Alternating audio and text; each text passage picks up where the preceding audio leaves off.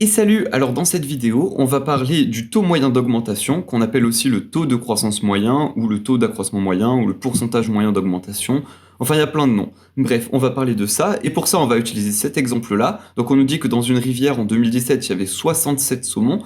En 2020, il y en avait 231. Et donc pour ça, on va nous demander, pour chaque année, quel est le pourcentage moyen d'accroissement des saumons qui étaient dans cette rivière. Alors du coup c'est parti, juste dans cette vidéo on va réutiliser la formule qu'on avait vue dans la vidéo précédente, donc vous pouvez la voir si vous l'avez pas vue. Alors ce qu'on va faire ici, c'est que on va dans un premier temps rentrer chaque date. Regardez, on sait qu'en 2017 il y avait 67 saumons, donc je peux écrire que pour l'année 2017 on avait un nombre de saumons, donc le nombre associé à l'année 2017 était de 67, comme ceci. En 2018, eh ben, on n'a pas d'information, donc pour l'instant le nombre de saumons en 2018 on ne le connaît pas. Ensuite, en 2019, donc pour l'année 2019, le nombre de saumons de l'année 2019, du coup, on ne le connaît pas non plus. Et pour 2020, on nous dit que le nombre de saumons pour l'année 2020 valait 231. Donc là, je vais mettre 231 comme ceci. Alors du coup, pour calculer ce taux moyen d'augmentation, ce qu'on va faire, c'est qu'on va faire comme si chaque année, donc entre 2017 et 2018, ou entre 2018 et 2019, ou entre 2019 et 2020, eh ben, on va faire comme si le nombre de saumons augmentait tout le temps de la même manière. Autrement dit, l'augmentation sera toujours constante. Du coup, en 2018, combien on avait de saumons? Le nombre de saumons en 2018, ça valait le nombre de saumons qu'on avait en 2017, multiplié par un certain nombre, et ce nombre, je vais pour l'instant l'appeler M, comme ça, parce qu'on va multiplier ce résultat-là par un multiplicateur. En 2019, eh ben, ça va être la même chose. Le nombre de saumons de l'année 2019, c'est le même que celui de l'année 2018, sauf qu'on va encore une fois le multiplier par une certaine valeur, qu'on appelle encore une fois M. Et pour 2020, c'est exactement la même chose. Le nombre de saumons pour 2020, c'est le même que celui pour 2019, sauf qu'on va multiplier ça par une certaine valeur M, comme ceci. Alors du coup, là, vous voyez bien qu'en 2018, c'est la même chose que 2017 fois une certaine valeur, 2019, c'est 2018 fois une certaine valeur, etc. Alors du coup, là, on a une certaine relation qui se dégage. Regardez, on n'a que 231, c'est le nombre de saumons qu'on avait en 2019 fois M. Et nous, on va chercher M. Alors pour ça, on peut réécrire l'équation de manière un peu différente. On va dire que M est égal à... Et là, je vais passer le 2019 de l'autre côté. Donc ça va me faire 231. Alors 231, c'est N 2020. Pour l'instant, je vais tout laisser sans chiffre, divisé par... Et donc là, on a N 2019, comme ceci. Donc N 2019. Voilà. Sauf que regardez, N 2019, on le connaît pas. On sait que c'est N 2018 fois M, mais on n'a pas de valeur. Sauf que N 2018, on sait que c'est N 2017 fois M, et N 2017, on sait que c'est 67. Donc N 2017, on le connaît, donc ça c'est cool. Du coup, il faudrait exprimer N 2018 en fonction de N 2017. Donc ça, c'est la même chose que si j'avais N 2018, c'est N 2017 fois M.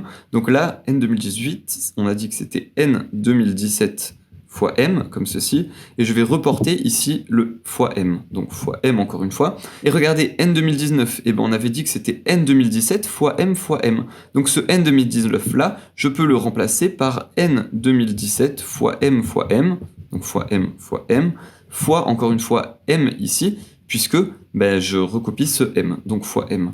Alors une petite remarque, c'est que là vous auriez pu écrire M au carré, et là vous auriez pu écrire M au cube, ce qui donnerait du coup N 2017 fois M au carré, et là ce qui donnerait N 2017 fois M au cube, comme ceci. Alors du coup on a une nouvelle relation, celle-là on va plus s'y intéresser, on sait que N 2020 c'est la même chose que N 2017 fois M cube. Donc N 2020 c'est la même chose que N 2017 fois M au cube. Maintenant, on peut se demander c'est quoi ce M au cube? Alors ce M au cube c'est le multiplicateur, mais nous on cherche le taux moyen d'augmentation. Donc le taux, on a la formule T égale M moins 1. Du coup, si on réécrit ça de manière un peu différente, on a que M est égal à T plus 1, comme ceci.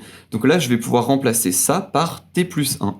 Donc là, c'est comme si j'avais N 2017 fois T plus 1 au cube, comme ceci. Alors maintenant, moi ce que je veux c'est ce taux moyen d'augmentation, donc moi je veux juste le t qui est ici. Alors pour ça, il va falloir que je résolve cette équation. Donc dans un premier temps, je peux diviser ça et ça par n 2017, donc ce qui nous fait que t plus 1 au cube est égal à n 2020 sur n 2017, comme ceci. Et ensuite, donc là regardez, j'ai au cube, Du coup, je peux enlever ce cube si je mets la racine cubique de l'autre côté. Donc là, c'est comme si j'enlève le cube et là, je mets la racine cubique de ce côté. Alors, remarquez que la racine cubique, c'est comme si j'avais écrit n 2020 divisé par n 2017, le tout à la puissance 1 sur 3. La racine énième, c'est puissance 1 sur n. Donc la racine cubique, c'est puissance 1 sur 3. Et moi, je veux juste t. Donc dans ce cas, je vais pouvoir dire que t va être égal à, donc tout ça, n 2020 sur n 2017. On met tout ça donc à la puissance 1 sur 3, ou à la racine cubique, hein, c'est la même chose. Et du coup, on va faire moins 1 pour passer le 1 de l'autre côté. Et du coup, là, il me reste une dernière étape à faire, qui est de remplacer n 2020 et n 2017 par les valeurs qu'on connaît. Donc n 2020, on sait que c'est 231, n 2017, on sait que c'est 67, et donc si vous faites ce calcul, vous trouvez environ 0,51. Donc là, on a quelque chose sous cette forme. Si je veux exprimer ça en pourcentage, eh ben je multiplie ça par 100, donc ça me fait 51%, comme ceci. Donc chaque année, dans la rivière, il y a eu une augmentation de 51% de saumon. Donc ce qui est plutôt pas mal. Alors voilà, moi j'ai fait tout l'exercice avec vous, parce que généralement quand le prof vous pose cette question, il s'attend à ce que vous refassiez tout le raisonnement, mais pour vérifier si votre raisonnement est juste, vous pouvez retenir une petite formule générale, qui est que le taux moyen d'augmentation, finalement, il est égal à n de la fin, donc autrement dit, là ce serait n 2020, donc là j'écris n de la fin, divisé par n du début, donc là n du début c'était n 2017, donc n du début. On met tout ça à la puissance 1 sur le temps. Donc par exemple, là, entre 2017 et 2020, il y a 3 ans, donc là, puissance 1 sur 3, et on va faire moins 1, comme ceci. Et donc là, c'est la formule générale, si vous la vouliez.